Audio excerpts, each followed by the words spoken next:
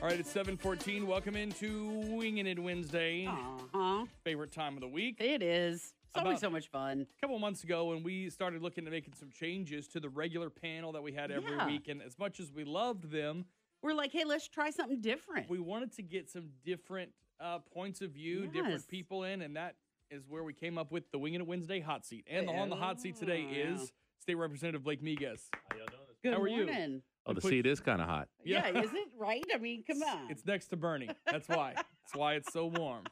She's beaming today. Oh, I'm beaming today. I don't know if this seat's hotter than the ones in the legislature these days, but it's pretty hot. Yeah, no kidding. So we are coming up on the session, and this is a fiscal session. However, we do know that there are some other things that end up being introduced, but obviously we focus on fiscal issues.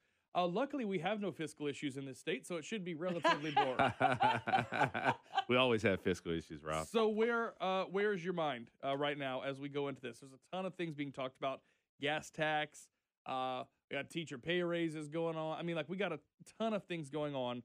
Where are you looking, and what are you looking forward to diving into? Well, one thing to tell the listeners is this is a fiscal session, so this is a more limited focus session. It'll be a lot shorter, so we're only going to be in for 60 days, supposedly. Supposedly. That's what I was going to say. Do you hear the hallelujah chorus in the background? I mean, do you feel I can make this 60-day marathon? Well, last time it was supposed to be 90, and I think it ended up being 5 months, and the year before it was 6 months. And you know that the year before last was the longest in state's history. It's crazy. And going and going. And these are supposed to be short and intense sessions, but I don't think anything's more intense than what we've seen in the past. But with that point, being in a fiscal session, there are rules that legislators can only bring 5 general bills. So, and all of those had to be pre-filed by last Friday. So all those are now on the table, and now the only bills that can be filed are fiscal bills. So what you'll see is a lot of your chairmen outside of the Appropriations and the Money Committee, Ways and Means, they'll try to get through their agendas pretty swiftly so that we can focus on our budget and move things forward, because we only have 60 days. And remember, it's a long process. We have to vet those bills from the House through the Senate, back and forth a few times, and then send them to the governor's office. So, and it is an election year, re-election year. And I think that sometimes gets in the way, because right now, you want to deal with the state issues that we have right now, yet you have a governor's race that's going on. You have several other races that are happening. Does that get in the way of those discussions? Well, I think I'll be honest. Some of it seems like grandstanding. Yeah. Well, I think they said instead of it being the 4th of July firework procession, it's going to be just the New Year's fireworks. There'll be fireworks there because it is a re-election year. But I think the main focus will be the budget. Bernie, we've been on this show before, and I think just in short time ago, maybe 6 months ago, 8 months ago, we were talking about billions of dollars in shortfalls. We were talking about shutting down hospitals. The governor was talking about kicking old ladies out onto the curb, out of nursing homes. And no LSU football. No LSU football. A lot of things that were really heart-wrenching to our constituents. And then now you only fast forward 8 months later, and the discussion is we're arguing over how much of a surplus we have. And that's what's it. And at the basic level, we know that the way that it's done, the way that we calculate and the way that we've calculated for years, that there's a flaw in that to begin with. The way everything is calculated. And then you have this surplus, and then you're going to argue over that. But aren't there only certain areas where you can spend that money? Well, it depends if it becomes a bona fide surplus, it can go only to those 6 areas. But if it's caught prior to that, they can use the money in different areas in different ways. Of the budget. It's very a surplus versus excess. But Bernie, the question is, how did the surplus form? How did it form? Is it because of the sales tax? So there's two narratives out there. One is that our economy is doing great, we're prospering, and people are going back to work, and I just don't take that to be the true case. And it's a little rebound, but it's not like it's massive. I would say it's stabilizing, but we have a long way to go for people to start prospering again. We still have a lot of people. We have out-migration issues to Texas. We have people working out of state. When I saw this, I really thought, especially if you want to go the way of more people are working and everything else, I want to say, okay, I'm going to fill up my car.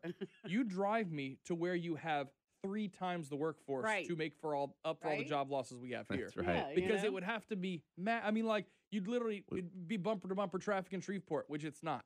We've lost a lot of jobs, specifically here in the Acadiana, but the true narrative and the real story is the reason why we have a surplus. There's 2 reasons. One, the legislature, with the governor's approach, raised $463 million in taxes last year, on top of the billions of dollars in taxes Right. that he's raised since he's been in office. And you say, well, where's that $100 million at? Well, if you go back in time, remember Okay. way Yeah. back when the Tell governor us. just came into office, they said we need to tap the rainy day fund. It was sort of Yes. the first conflict or dispute between House Republicans and the governor. Hmm. He wanted 100 and I think 40 million, I think whatever it was around that number. whatever the max was based on our Constitution, which you could take out of our, Right. it's a budget stabilization fund called the rainy day fund. It's our savings account. Hmm. He said, and he wanted all of it. We wanted to give him zero. And at the end of the day, he got $99 million. He was a pretty good negotiator. He got $99 million, which is about 85% of his want. Yeah. Well, we have about $100 million of surplus dollars. Hmm. So it's like, when you're cooking that gumbo and you mix in the pot and all that Yes. stuff comes to the top. Uh-huh. Well, it takes a But little I while to mean- come to the top. Well, it's Yeah. coming back to the top. And with the point of my of me describing this Yeah. to you is that we never really needed the tax increase in the first place. It was a cash flow issue where the state was stabilizing, it was rebounding, and that's what you talk about when you go into REC. How is the state doing? Mhm. So whenever you look at that rainy day fund, you have that $99 million that's out of it. Is there any process to get it back in?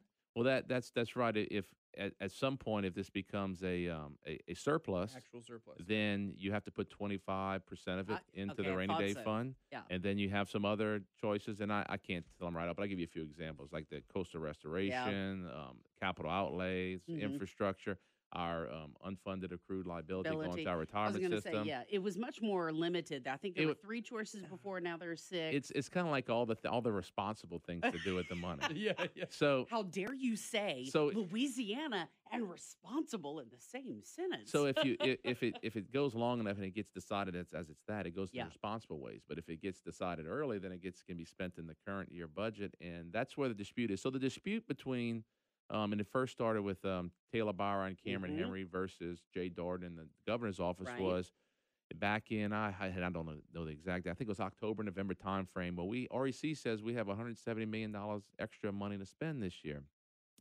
And Representative Henry, who's the chairman of appropriations, said, no, I think the all market is kind of unstable. Yeah, we need it's to hold back. We still don't want fluctuating. to recognize this new revenue. Right. So and start spending money that the state doesn't have. That's Well, the wise thing to do. That's my opinion Well, some on people, it. No, yeah, some people disagree. That's correct. Well, and there was a big battle over that. Well, just Right. 2 short months later, that revenue forecast was at 170 million or so, is down to roughly 110, 120. It was roughly $70 million of a difference. Hmm. So, exactly what their point was. So, if we'd have went along with that REC forecast, we'd have spent $70 million of taxpayer money that the taxpayers didn't have. And then you know what would happen? Not this reelection year. The following One years year, to come, that's we'd right. have shortfalls, and then they would go back to creating Yep. another crisis, asking the taxpayers to put up some more money. The taxpayers of Louisiana have put up enough money. What are your constituents saying about that? Because we had the whole issue, as you kind of alluded to, LSU football, safety net hospitals, all that Mhm. sort of thing. And what I found in talking to folks was that people who didn't even necessarily pay attention to state politics, all of a sudden were involved in it because they worked Mhm. at one of these hospitals. Hmm. Then, Or they receive services. or they receive right? services Yeah. there. So yeah. you go through this whole thing. You talked about nursing homes as well. You have this whole big, a lot of people described it as a dog and pony show. And then the money comes through, everything remains open. Wow, this is great. How have we gone from that 8 months ago where it was, we're terrible, we can't get ourselves out of it, to now the situation we're in? It's all. What do your constituents say? I mean, Well, I think they're happy that these different facilities are not being shut down, but Yeah. at the same time, it's almost like the governor was putting severe emotional distress on them just to use them as political pawns to try to push House Republicans to raise taxes. Which, again, the 50-50 split. Half the people said that's exactly what he was doing, and the other half said, no, these are real issues. Very reminiscent of this whole border and wall situation. Politics doesn't change whether it's local, state, or the national Well, level. I think that was the only way for the governor to get their attention was to Mhm. start creating some type of Mhm. crisis. And we've Mhm. seen this crisis. This is only the second crisis. The first crisis was when he originally came into office, where you brought up LSU football. That's right. And that was sort of an absurd thing to bring up. Mhm. Yeah. But it just goes to show you, it's sort of like Chicken Little. He runs around, the sky's falling. Give me more of your tax dollars. And let's that's where not people have address the become- real issues. That's right. And that's where people have become worn out in the last 40 years, 40 to 50 years. Oh, well, probably longer. because that's always been the case. The real question from constituents to their lawmakers to the governor should be, what have you done to make our situation better? Have you reformed the way state government spends their money? Have you done anything to change our tax code to make it more competitive with other states? Why are people leaving our state and going to Texas? Why do we have some of the highest tax rates in the nation? Why is my income now? I have a job, but it's half of what I made before. My wife's having to work an extra job. Why are people you're saying the economy's improved, but why are people in the Acadiana still not prospering? Those are real questions, and that need to be addressed and to move this state forward. We're going to get on that. Yeah, I do want to talk about that because there are some things we got even from the federal government in the last couple of days, especially the story coming out of the White House, is ask someone in this country who isn't doing better this year than they were last year. But then, once again, the state has gotten in the way of a lot of those tax cuts. We're going to talk about that coming up, as well as a new lawsuit against the oil and gas industry. Part of the area you represent was involved in some of those earlier ones as well. So we will talk about that all coming up. And as far as your traffic, we have one fender bender, Cameron Street at Cedar Crest. That's Cameron Street at Cedar Crest. Traffic brought to you by the T.J. Martell Foundation. Music's promise for a cure. To learn more, go to tjmartell.org. That's tjmartell.org. We need to get beyond Republican, Democrats. With so many voices. We have got people in positions of power who have no business being anywhere. So many thoughts. This is why so many Republican voters have such a hard time going to the convent. And so many opinions. This may actually get me out to vote. There are two that stand out. Brandon Como and Shannon Wilkerson. People really have had it. Cutting through the noise. Offsides. Today at 4 on News Talk 96.5 KPEL. Wingin' Wednesday is brought to you by LABI, Louisiana Association of Business and Industry. And joining us on the phone, Stephen Wagasback, CEO. Now, Stephen, last week you talked about the coastal lawsuits filed by parishes, and now there's a new one we've been talking about this week. What happened? This week was another example of the old saying of actions have consequences. We talked a lot about a couple of years ago where the governor sent letters to all the coastal parishes telling them that they had to sue the energy companies that are providing jobs in their parishes, or else the state will step in and do it for them. And then we talked about just a couple of weeks ago, the governor went back and did that letter again to Terrebonne Parish, urging them to get on the stick and file that lawsuit. So what happened this week? Orleans Parish and the city of New Orleans started to take notice, and they filed suit out of the blue against the energy companies. This is becoming contagious. Whenever you pound and pound and pound parishes, encouraging them to sue, eventually they're going to start to take notice. So what's the takeaway from all this? I want to make clear, so the message from the team here at Lobby is that we're going to do everything we can to push back on these frivolous lawsuits. We're going to do everything we can to encourage the Capitol to stop incentivizing lawsuits and start promoting job creation. Enough is enough. We're going to fight like a dog in the Capitol and in the media to encourage a new approach, an approach that creates jobs instead of more lawsuits. Wingin' Wednesday, brought to you by LABI, Louisiana Association of Business and Industry, our state's Chamber of Commerce. More with State Representative Blake Miguez coming up on the show. All right, 7:30 now at News Talk 96.5 KPEL. We have reached out to State Police about the issue going on I-10. Apparently, there's something that's happened on the eastbound side between Breaux Bridge and Henderson near the way station there. We know the traffic is backed up quite a bit of ways coming from Lafayette, headed towards Breaux Bridge and getting into that area. Yeah, So, and even one little thing in that area, the construction, the way station, it can be a nightmare. So if you do have tips for us, burning at kpel965.com, that's a way. Just give us a call if you have the app. and if you're trying to go to Baton Rouge just to be first in line at P.F. Chang's when it opens a little bit later on, just hold off. We have some good places to eat here. Stay in Lafayette. All right, it's Wingin' It Wednesday, and State Representative Blake Miguez joins us. You know, a few months ago, you sat in for me, and I really felt there was a danger of me losing my gig. So I have to keep you coming in so that you can enjoy it, experience it, so you never start gunning for my Well, my role I'm over sort here. of like a substitute teacher, I guess you could say. So that means we get away with way more when you're here. We're excited to have you here. Let's talk about the governor's race. Sure.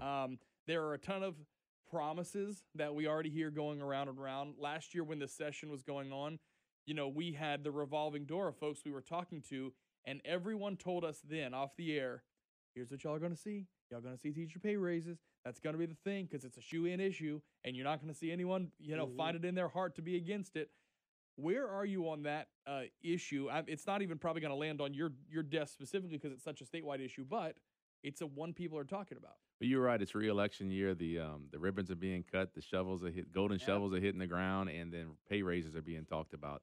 As you know, Rob and Bernie, my wife's a public school teacher. She's a special needs teacher in Iberia Parish, and she works very hard every day. And I can hear the struggles that teachers go through every day.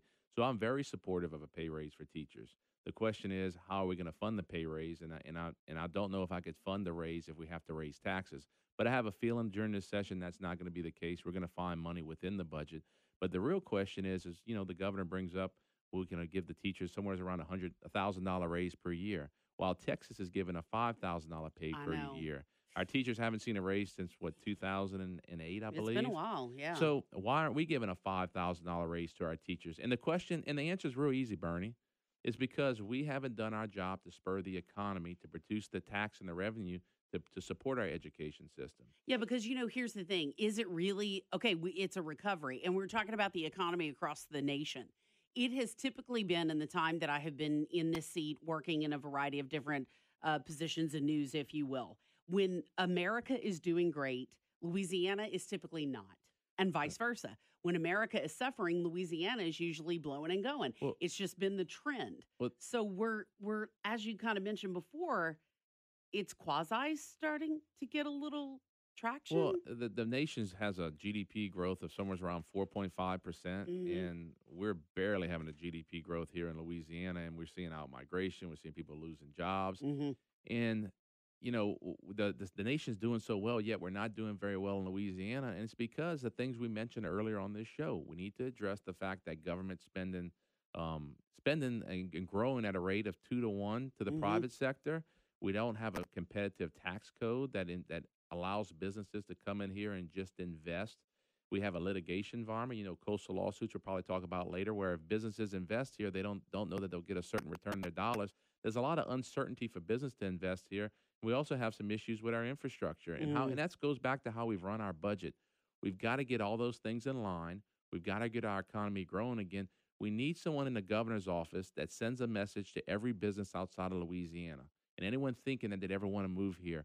We're open for business, and we can make you prosper. And when you have coastal lawsuits against one of the largest industries in our state, and you have these kind of tax and spend type policies, you send a message that we're closed for business.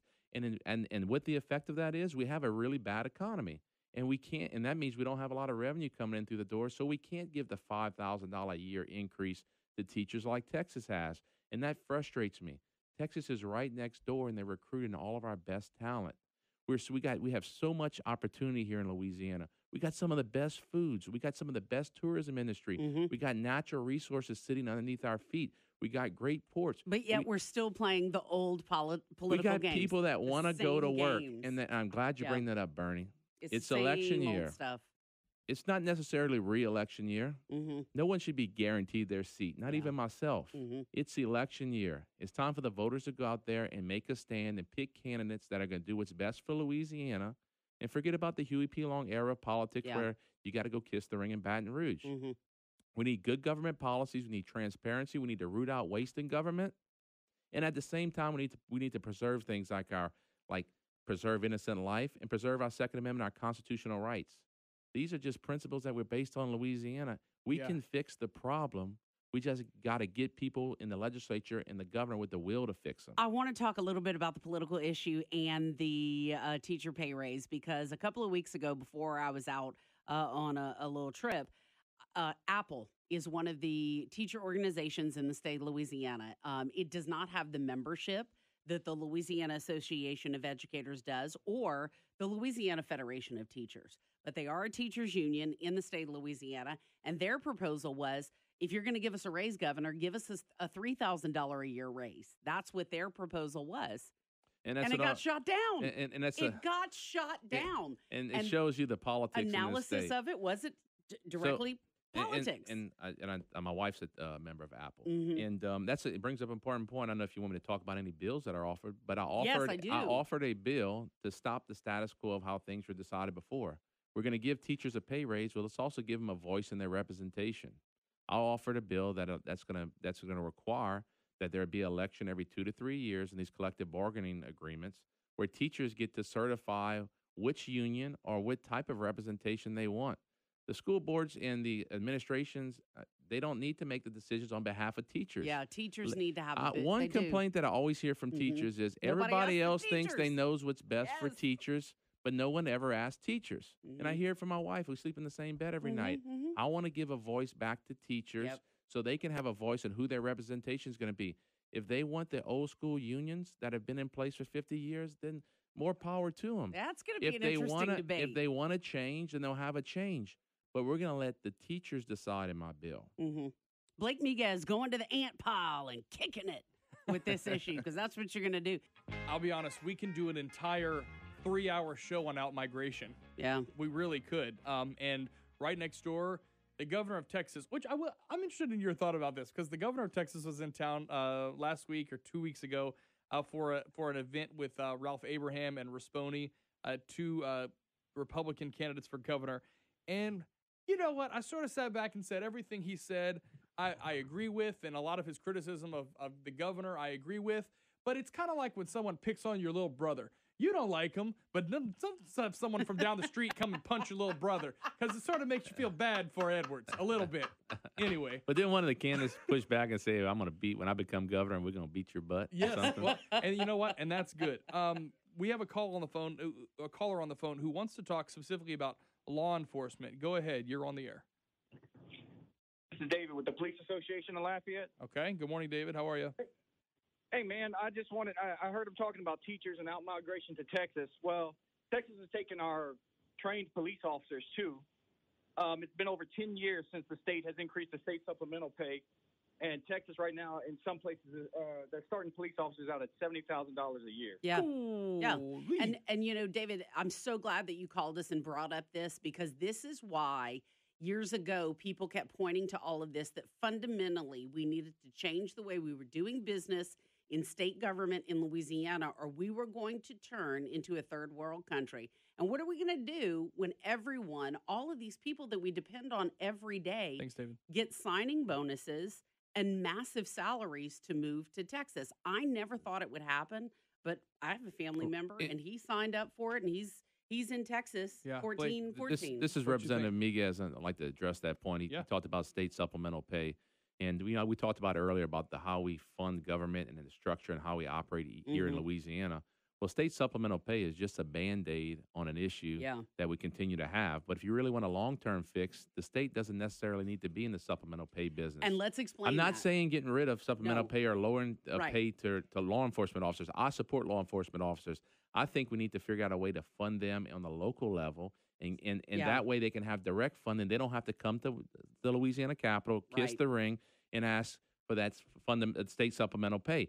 It's in the wrong place. So we're just trying to continue to put Band-Aid on top of Band-Aid where we can have a really core funding system on the local level that we can be competitive with our neighbors. The same thing goes for our school systems and everything else. So you're saying if we, take some of the structure away in state government, leave some of the tax money at the local level, then these police officers can be funded in that way. Now, state supplemental pay is what, $500 a month, I think, per I believe officer? so. Yeah, I think currently it's still $500. But we're talking about restructuring the entire way state government works, and how we spend our money and how we tax, and it's a large conversation. That's why I've tend to support constitutional conventions, because that's the kind of conversations you have every 50 years. Now, I know my old buddy Moon Griffon, we tend to disagree on that subject, and he's right in a sense when he says we don't need it because the legislature can do it. Yes, they can, but with a 2/3 vote and a governor's approval. And sometimes that's just unattainable in the legislature, and you got to get the people to the Capitol. Yeah. Well, and I'll say this, and I think one of his biggest concerns, and we hear this echoed by Carol in the afternoon, he doesn't like the current people who are there which to is be a great in point. control of it. I can understand that. He has a great point there. It's the same I don't like the politics. current people in control in the Capitol running the state as it is now. Yeah. Right. Specifically the governor's office. So I can see where he has a point with that, but at some point we got to fix this problem. Okay, let's talk a little bit about problems in state government. Here's one thing that has continually made me interested as a news person, and that is the discrepancies. For example, they had to send out 37,000 letters to Medicaid recipients to tell them possibly they weren't really eligible for Medicaid in Louisiana because they did earn too much, because the state of Louisiana allowed people to self-report their income. Well, that sounds really We, fun. I'd like to self-report my income so I could get something free. we had a huge debate in House Appropriations yesterday with Kimberly Robinson, the head of Hmm. LDR, and Representative Bacala was one of the main people pushing the question. And we brought the Louisiana auditor up there, and they keep giving us pushback. And I like to use the word roadblocks on giving the Louisiana auditor access to Good morning, I'm Rob. the tax issues, tax return information, so that we can develop statistics to know how many Yes. people are actually ineligible. And their pushback is, well, this is personal information, personal data. We don't want to turn it over. We don't want to We turn don't over care. anyone's individual personal No. information. We want the legislative auditor to go in and look across the board if we have a systemic issue Mhm. with eligibility. They are Now scared to death that they're we're not going scared. to get enough health care money. Because every time That's the right. auditor sticks his nose and looks at eligibility for Medicaid in the Yes. Department of Health, we find $150 million, Yes. $80 sitting here, $150 sitting there. Yeah. And they know the program's too massive. They know the Mhm. program's not being run efficiently, Mhm. but it'll show ill of the administration and the governor if we find out in the election year, which Mhm. is re-election year. But look, the legislative auditor, Representative Bacala, Chairman Henry, and myself, we have a charge to protect the taxpayers' dollars and to make sure that government operates in the most efficient manner possible. Don't give me a bunch of technical, legal jargon and Baloney. excuses. It's just roadblocks. It is. It is. And- Because, look, let's face it, Mr. Miguez, I mean, everybody knows everything about everybody anymore. I mean, honestly, No, but I'm think not. about I'm it. not advocating taking personal tax course data not. and turning over. But but the auditor Should be allowed to he have should that be allowed to information. study the statistics and provide Yes. statistics only, Yes. not individual taxpayer information. Amen. Statistics only Amen. to make because this state better. Amen. And think about this. This is money that, okay, you're getting this money. Shouldn't you have to at least give some valid information? You And say should the we word know? money, it's piles of money. That's right. It's 45% of the state's entire budget about is that. health care. 45% Of a of our state $33 budget. billion budget. We Mhm. can do all the work we want in the general government area of the law and cut $5 million here, $10 Mhm. million there. But one little reform in LDH saves hundreds of millions of dollars. Think about everyone that comes to the Capitol just needing $3 million, $5 million, $10 million to turn their programs around. Mhm. It's all in the black hole of LDH. And I know it's a necessary evil, but we should be putting our focus there. They should be as transparent as possible. Mhm. And look, we're not trying to just kick people off No. of Medicaid. No. We want to make sure that the people that are eligible and that need Medicaid The can real get it. people that need it. Because yes. every government program has good intent, but it Mhm. grows massively, and the people that really need the help never get it because everyone is weighing down the or program. they get marginalized care. Do we look enough at other states that are making this work? Okay, because there are some other states who haven't seen the terrible, budget shortfalls and the big issues. Do we look at those other places that are making it work? I mean, like we always talk about the gold standard that is Texas. Do we ever see how they make it work? I mean, they have a huge base, they have a huge tax base, but do we do that Well, enough? they operate a little bit differently in Texas, and their politics are a little bit different. Yeah, We that's always for call sure. the Huey P. Long era of politics. Chicken in a pot, baby. The old school smoke-filled rums it took a lot longer to transfer out of Louisiana. And you're seeing that with every election Mhm. cycle. And you'll see that with term limits. Mhm. And a lot of these members they have some legislators that have been there for over 40 years. Think about that. And not saying they haven't done a great, they sacrificed for the state. We They appreciate have. their service, but it's time to bring some new legislators in, Mhm. old and young, with Mhm. fresh ideas, and to try to change the state with a better governance model. Mhm. Now, I want to remind the listeners, please, this is the one most important thing you can take from this conversation. There is a governor's race this fall. You have an opportunity to change the direction of Louisiana for the better in this governor's race. Most people we're talking with think the governor's race is next year. It's actually this year in October. The incumbent, John Bel Edwards, is running for re-election. There's 2 Republican candidates that are challenging him. I encourage the listeners to go out there and study these candidates, learn about them, and make a decision on what direction you want to take Louisiana. I want to see Louisiana being taken in a more positive direction and open for business again, and I don't think we'll get there with John Bel Edwards. I do want to ask about as far as this election goes, and you talk about people not realizing it's this year. There have been some callers when you start talking about low turnout in different races. We had a race last year, for example, a December election when we decided all the charter stuff in Louisiana. Would you support a plan that would really eliminate these kind of midterm, almost off-year elections that happen? It's very difficult because I know if they're ever trying to pass a tax, they always try to do it on the off Yep. year. And I would defer that question to our Secretary of State, Kyle Ardoin. But Mhm. yeah, the concept, if it was done right, I support the concept of putting trying to get all the elections where we can get higher turnout and not having these off elections where they continue to raise taxes that are not justified. And finally, we have some local organizations that are starting to inform people of what these taxes actually mean, where they're actually spending the money, and you're seeing a lot of these taxes fail for good reason. But I think that these debates should all be on to the larger elections. Yeah, I would support the idea. Obviously, we got to get the legislation right, but I encourage you to ask that question to Kyle Ardoin when he comes on the show and ask if he has a solution to that. But it's important to remind the listeners there's two other candidates running for governor, Mr. Eddie Risponi Mhm. and Mr. Ralph Abraham. These both great gentlemen, conservatives, guided by God, one from a rural area of the state, one from Baton Rouge. One's a veteran, one's a veterinarian, the other a businessman. So we have some options on the table. Will you endorse either one of them once we get closer? At some point, I'll make an endorsement. I'm sure it won't be today because I support what both of those gentlemen Yeah. are trying to do. They both, in their heart, are trying to make the state of Louisiana a better place, and I think they will. They're both a better alternative than what we have now in the governor's mansion. But do you worry though, as a Republican who's there, that having two Republicans on the ticket, we have a repeat of what happened the last time? Well, last time you had several different candidates attacking each other, and I Mhm. think as Republicans, we've learned from our mistakes, and you've seen that these two gentlemen, and I'll call them gentlemen, Republicans that are running for office, have been sort of polite to each other, Mm-hmm. and that's a good thing Yeah. because we in the Republican Party, you brought it up, Rob. We thought that was an issue last go around, and I think all of their supporters said we don't want to see that happen again. We want to see these two gentlemen work the best of their ability, work their constituents, and see how well they do. And one of these guys will prevail, and that's the person that we're going to put up against John Bell Edwards. I would likely be a runoff because John Bell's numbers are at 43%. Mhm. Nothing statistically shows where he can just win it in the first round. All right. So it will be a Republican versus Democrat runoff, and I will be supporting the Republican in the race because, and it's not so much an individual name like you asked me to endorse Yeah. before. Yeah. But I'm not voting for John Bell Edwards because I've been sitting there for 4 years now, 3 years of his term, watching the destructive policies, tax and spend policies, watching our children leave and go to Texas, watching taxes be increased by billions of dollars, and watching the nation prosper while we suffer here in Louisiana. We can do better for Louisiana. The listeners are smart. They're educated. They're going to go to the voting booth. They're going to turn out, and they're going to vote what's right for Louisiana, and that's not John Bell Edwards. State Representative Blake Miguez on the hot seat for us today, Winging It Wednesday. Thanks for coming in. Thank you, Thank you sir. so much for having me Great on the seeing show. you. And Yeah. just for the listeners, and one last point I'll make, thank you so much for the honor to serve. And you can always rely on me to look out for the taxpayers and to stand up for your best voice in Baton Rouge against government spending.